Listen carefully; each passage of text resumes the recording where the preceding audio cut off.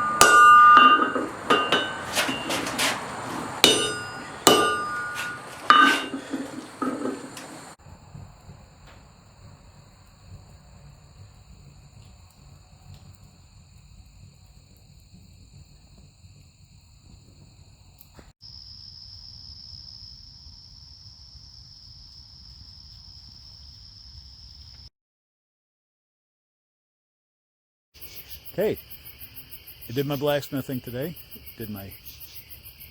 Drew out my 257 layer billet. I think got about another 1.25 inches, 1.5 inches, something like that. Also worked on my neighbor's sawtooth Indonesian stick fighting non-blade sort of thingy. That's, you know, it's a big flat piece of metal sandwiched in between a couple pieces of wood. But this one's going to be multi-layered, made out of his tractor blades. I'll have a special video on that.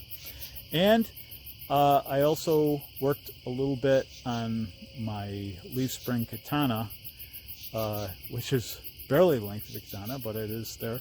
And I'll have a special video on that. But either way, it's been a productive day. And tomorrow I go off on a blacksmithing field trip, which I'll have a special video on that. So it's been good, and